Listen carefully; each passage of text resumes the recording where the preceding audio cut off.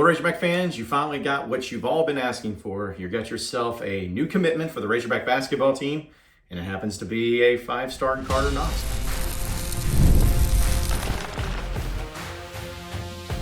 You are Locked On Razorbacks, your daily podcast on the Arkansas Razorbacks. Part of the Locked On Podcast Network, your team every day. Welcome into the Locked On Razorbacks podcast. I am your host, John Nabors. I am also the host of the John Nabors Show, which you can catch every weekday afternoon from 4 to 6 on Natty State Sports and nattystatesports.com. Today's episode is brought to you by Gametime. Download the Gametime app, create an account, and use promo code LOCKEDONCollege for $20 off your first purchase. Hope everybody's having a wonderful Tuesday. And again, I apologize about the quality that's a little bit different now, as I'm doing it basically from my phone today, but due to some unforeseen circumstances with technology, it kind of happens. But I didn't want to go this long without having a podcast of having some big news for the Razorback basketball team, as well as some other thing that's going to be developing. And Arkansas was able to get a big time commit, and it's just of one of many to come, as Karter Knox, Karter with a K, officially announced his commitment to the University of Arkansas. He is a McDonald's All-American. That's already good enough for me. He is a guy who's going to be a true freshman, 6'6", 226 pounds, out of Riverview, Florida. He was a guy who was signed to play for Calipari at Kentucky, but he was like, I don't want to go there anymore. I want to go actually play for Cal, not for Kentucky. So he reopened his recruitment, got out of his national letter of intent, and decided to give his pledge to Arkansas.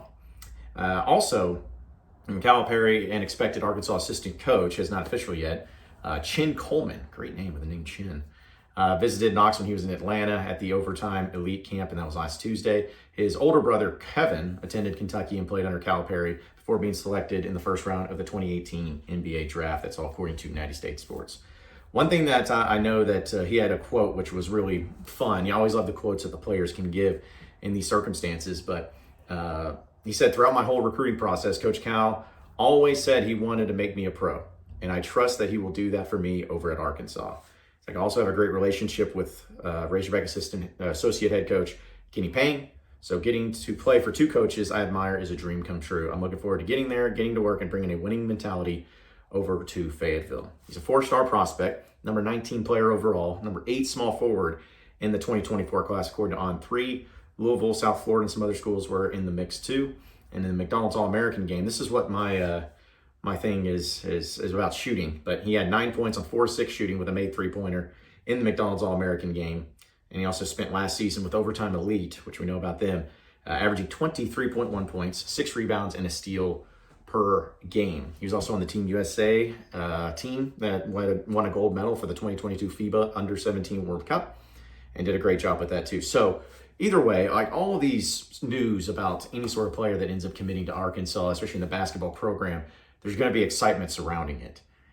Anytime you have a player of this caliber and of somebody of note like him, it's going to gain and attract some attention for other players just like him to be able to join. I think that what you have right now with not only Big Z being the first scholarship commitment for Calipari at Arkansas and now Karter Knox, you're going to start developing a little bit more. And I think just based on the news that came out today, Boogie Fland, who is a 5-star player, he's going to be making his official visit to Arkansas, and experts are saying and feeling really good at the fact that he will be the guy. He will be the guy that comes to Arkansas. Is it next? I don't know, but he's definitely going to be one that ends up being in the mix and in the process of getting him on board with this class. But it's been, I know fans have been impatient about all of this, and they've been trying to find ways to just keep it into perspective and keep hoping and wishing and thinking it's like, all right, it's going to be okay. Everything's going to be fine. No problems, all of that. And they just haven't yet to get to that point. There's also an element of the factor of what do you have? I think we talked about it yesterday on the podcast, where you have players that are waiting on their respective agreements from their previous schools, or maybe getting out of the national letter of intent, like some of these incoming true freshmen will be doing.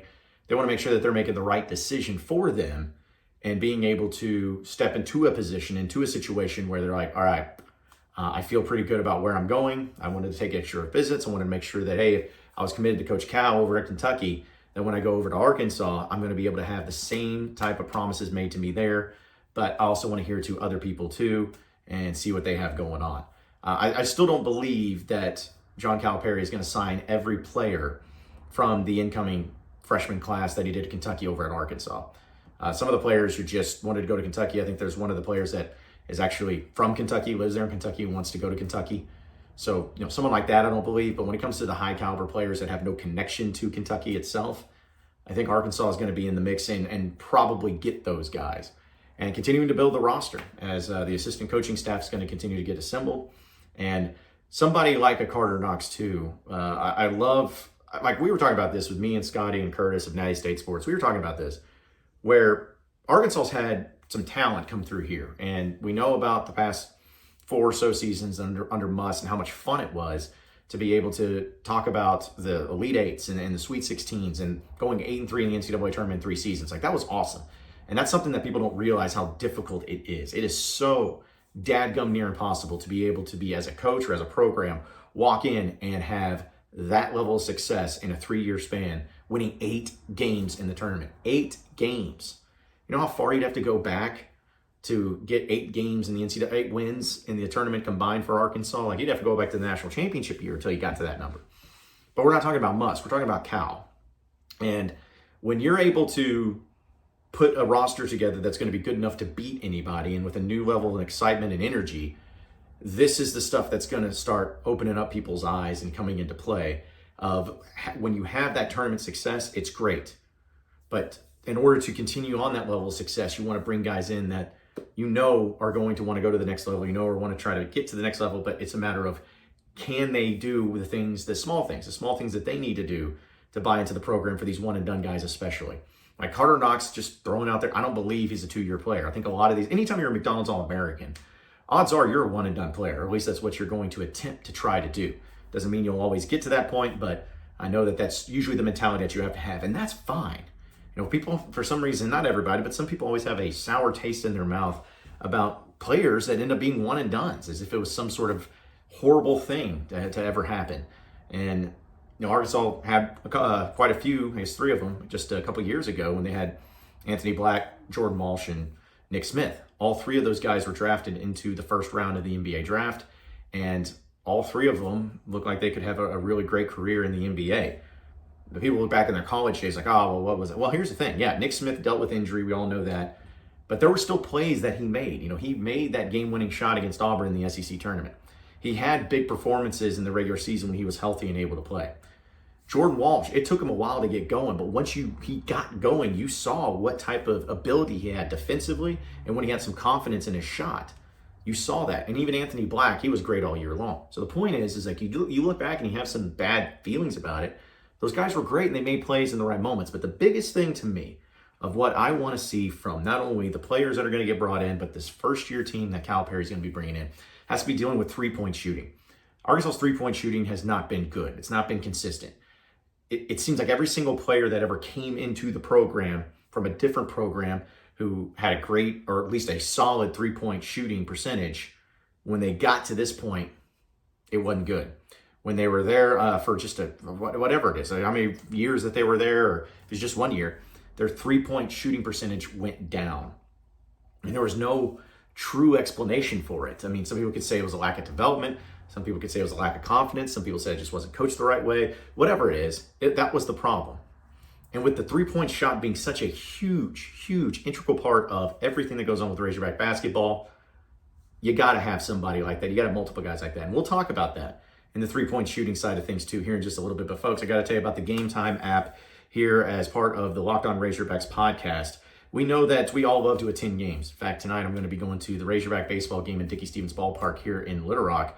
And it's so much fun to go to those games. And Razorback baseball is going to be returning back against a team like Florida this weekend in the Series 2. So you have some games as a Razorback fan you might be interested in, or maybe there's some games that you want to go to that are in all different types of sports. Well, luckily for you, you got Gametime to help you out with that. They are the easiest and best app when it comes to buying your tickets for any event. That's not even including just sports. You're talking about theater, you're talking about comedy shows, you're talking about concerts, They have it all. They have last minute deals where you can save up to 60% by buying last minute tickets for those respective shows. They have flash deals where you can save even more with exclusive in-app deals on select seats ahead of the game or any event. And also they have the all-in pricing feature, which is my favorite thing about it, where you can toggle the feature to show the price up front. Not any of these hidden fees, not like, oh, what a great deal I'm getting, and then a few pages in, you realize that you've had all these extra fees get added and it's double the price of what you had. You can access that with all-in pricing with Gametime. So be sure to take the guesswork out of buying tickets with Gametime. Download the Gametime app, create an account, and use promo code LOCKEDONCollege for $20 off your first purchase. That's promo code LOCKEDONCollege. Terms apply. Again, create an account, redeem code LOCKEDONCollege, LOCKEDONCOLLEGE for $20 off. Download the Gametime app today. Last minute tickets, lowest price guaranteed. We're also brought to you by FanDuel and our friends over there at FanDuel, which we know it's playoff time in the NBA and in the NHL. And baseball is also in full swing. And FanDuel is the place to bet on all your games. So right now, new customers get $150 in bonus bets guaranteed. That's $150, win or lose. Bet on everything from slap shots to home runs to slam dunks on an app that is safe, secure, and super easy to use. So what are you waiting for? Visit FanDuel.com/lockedon to make your first bet an automatic win with FanDuel, America's #1 sports book. Okay, Razorback fans, we've been talking about basketball, and it's on everybody's mind. Let's be honest. I mean, I know the baseball team's doing really good, #2 team in the country, a lot of expectations going along with it. Spring football just came to an end, but everybody's wanting basketball, more basketball. And I get it because the roster has not been completed yet. People are fascinated by it. They're fascinated about Calipari's way of approaching the game and approaching the roster management and how he's going to build up on it. And it's great. It's fun. But going back to the point I was talking about earlier with the three-point shooting, Arkansas has not had it. And I know that there's so many elements to the game of basketball that you want to be elite at. You want to be good at everything. But there's different ways to skin a cat. There's different ways to win. There's some teams, and I think Arkansas kind of had this when Muss was really in his heyday at Arkansas, that defensively, they were able to shut down really good offensive teams, really shut down the best players of the opposing team, and that was good enough for what they were able to do. Sometimes they did it with sheer athleticism, sometimes they've done it with depth, sometimes they've done it with scoring. Like, there's been all different elements of what you could succeed at and be able to win at a high level in college basketball. But in this day and age, one of the things that I feel like you have to have, at least the threat of it, is three-point shooting. And I'm not just talking about one particular player. I'm talking about an entire team where you have multiple guys, a legit threat to make three-point shots. Because you think about this, folks. Under Mike Anderson, and I'm not saying this in an insulting way, but under Mike Anderson, there were so many guys that you felt strong and confident about hitting three-point shots. And in a lot of cases, a lot of those guys got better at the three-point shot as they went on. You know, I think back to Dusty Hannes. I think back to Daryl Macon. I think back to a guy like even Kai Madden, who got his shot improved so much. You think about Michael Qualls and the development that he made. Well, way back when, Mardrakus Wade was a great three-point shooter. So you had guys that you just felt good about. And not to mention the fact that Mike Anderson did recruit and sign Mason Jones and Isaiah Joe. So having those three-point shooters have always been such a threat, such an element, such a great part of the game. And for Arkansas, they just haven't had that here recently. Again, you can talk about recruiting, you can talk about development or lack thereof, but they just haven't been able to get the three-point shooters in the way that they needed to get them and to present them and to make it happen. Because when teams would go up against Arkansas, they have, hey, this is going to be a great defensive team. They may have this one or two players that are really good, might be their biggest offensive threats, but nobody was really consistent enough for the three-point shooting. Like, take Mason Jones and Isaiah Joe out of the equation because that was Muss's first year. I mean, who has been the best three-point shooting player under Muss over the past 5 seasons? I mean, would it be, are we talking about someone like Moses Moody? I mean, J.D. Notae shot sub 30% from three. He could make them, sure, but he's a high-volume shooter. Would you throw in maybe a Nick Smith when he was healthy? Might have been the best one. I mean, this past year, Caleb Battle certainly had an element to it, but again, no consistency out of it. So even if those players I mentioned were great three-point shooting guys, that's still only one per team. And you got to be able to have more than that. You got to be able to have a lot more than that. So Arkansas has got to make sure that offense, they got to do defense, they got to have rebound, they got to have all these elements, but you got to be able to have a legit three-point threat. because that spaces out the floor so much. And you're going to have inside guys. You're going to have inside presence. That's one thing Cal's always had. He's always had big dudes. If you space it out and you bring out the defense that's going to have to cover the perimeter, it's going to open up things for you down low and vice versa. It's a winning formula. So yes, I want rebounding. Yes, I want defense. Yes, I want all these things that make basketball great and make basketball teams great. But just for a change, I'd love to see a three-point shooting team. Just for a change, be able to go into a game and it's like, all right, you got 3 dudes on the floor right now that if they spot it up for a 3, you feel good about it. You're not yelling, no! Like you feel good about it if they spot up and line up for a 3. They got to get that, and I think they will. But until this roster gets finalized and gets put together, we'll have to wait and see. Folks, we've all been there. Either as a player, as a fan, it's halftime and the scoreboard is not looking very good. You're feeling pretty low. Not sure how you or your team's going to pull out a win, but think back to, you got to think about when you're digging deep. You got to lift your head up and say to yourself, time to get back into the game and pull off some bank heists make as much money from my friends as I possibly can. That's right. Talk about the smash hit mobile game, Monopoly Go. Let you compete with your friends to get the most riches and the biggest empire. It's the Monopoly you love, but on your phone, anytime, with tons of new twists, including leaderboards to compare your progress to your buddies, with so much more to do. Like play on countless dynamic Monopoly boards. Make your friends bankrupt by smashing their landmarks with a wrecking ball. Charge other players. Rent for your iconic properties. And you can even work with your friends to be able to crack open community chests and in tournaments to get extra rewards and climb the leaderboard. So get back out there, put on your game face, and download the Monopoly Go app, now free on the App Store or on Google Play. Okay, so final segment here on the Locked On Razorbacks podcast. So Arkansas baseball is going to be taking on tonight against UAPB at Dickey-Stephens Ballpark in North Little Rock. I was talking about this with Andrew Ellis and some other people about how Arkansas, they need to win every game. They do. They need to win midweeks. They've done a good job of it. They've played really well at home. They got a nice series victory against South Carolina this past weekend. Like, they've done some good things. But throw this into the mix too and think about this, folks. You also have a team and a program that has struggled so much with games in Central Arkansas. I don't know why, but they have. You got teams that have gone down in basketball and lost. I don't remember when Arkansas lost to Hofstra at Simmons Bank Arena. And even in games that they won, they didn't look good. Arkansas this past year blew a huge lead and they went like 10 minutes without scoring and nearly lost.